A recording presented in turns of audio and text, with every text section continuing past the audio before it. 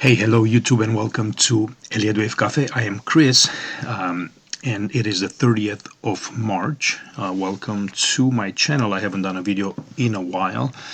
I will just take a quick look at the SP 500 here on a quarterly and I think I got one on a weekly basis.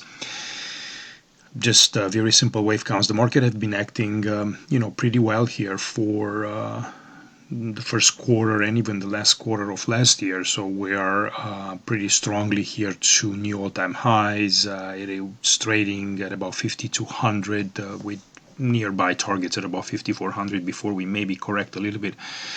But the market looks fairly strong and established into what looks to be a larger third wave.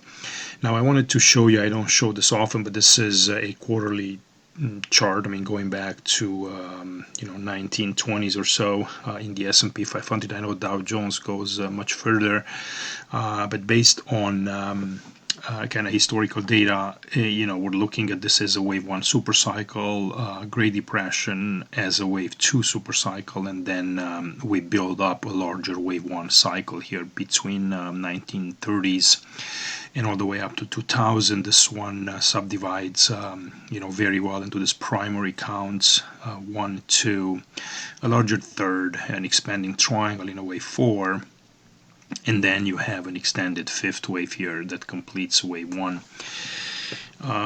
After that you have a period of I don't know, maybe about 10 years of underperformance here in the S&P 500, where we initially drop, then we go up in a wave B, we drop down, and I think this looks like a flat. I think it is a flat in a wave 2 cycle with the completion at the great financial crisis low in March of 2009, and then from there on out we begin a larger wave 1 primary.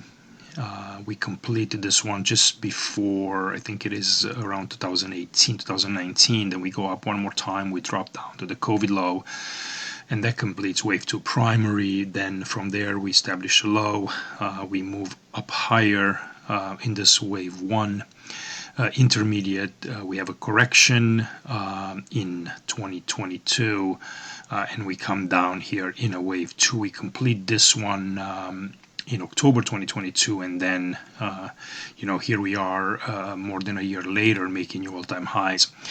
Now if you measure just a basic 100% equality of this wave 3 at the primary degree with this wave 1, equality between these waves in terms of percentages brings you out to about $10,000 for the S&P 500. So I think we're likely to double from here in the years ahead, but we can actually go much stronger than that. So if you want to do 12, 13,000 in the S&P, I think it's very likely over the next decade here. So for right now, my primary focus is obviously on this larger wave 3. And this looks something like this on the weekly basis. So again, you have your primary 1 and 2. That's a big flat. You go up in a wave 1. We correct on this wave 2 intermediate. Again, that's in October 2023. Then you go up in a wave 1, wave 2. And then, at some point I had this as a wave 3 and 4, but since this, move up here is so long, I think it's better suited to be as a wave 3. All the indicators and, momentum, trend, moving averages, just RSI, everything kind of points to the fact that this is a larger third wave.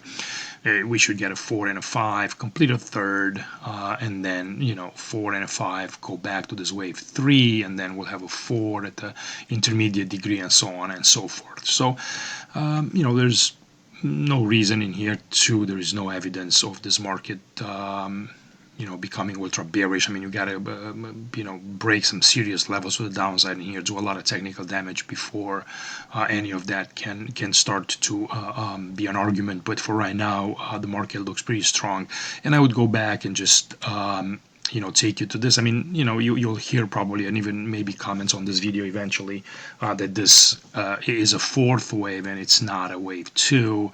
I don't subscribe to that, because if that's a fourth, that means that this wave here is a wave 5, and you're looking towards the end of the stock market as we know it, with a major correction. And I don't think that's the case the way we are right now. I mean, of course, anything can happen. You can have all kind of doom scenarios out there that that people will put out there for you. But I continue to remain optimistic on the U.S. stock market, on the U.S. and the global economy. So this should continue to be a continuous bullish trend moving forward. So that's all I had for you today. Just so you know, every single day I'm writing the daily drip. You can find it right here. You go, Elliott Wave Cafe Substack, and it's you can take a trial. It's very, very affordable, the service. I do daily updates on the daily drip, and then I do videos as well, weekly wrap-ups, and all of that good stuff. So you're welcome to give us a try. And the latest one I've had talks about the IWM, and how I see a lot of opportunity in the small caps based on some of the counts and technical that I see out there. So if you want to stay in touch with the market, that's the best place to find me. I do daily videos again, and just written updates with counts and interesting opportunities. So thanks for watching, guys. Hopefully I'll see you soon. As always, don't forget to subscribe and like this video, and I'll talk to you later. Bye-bye.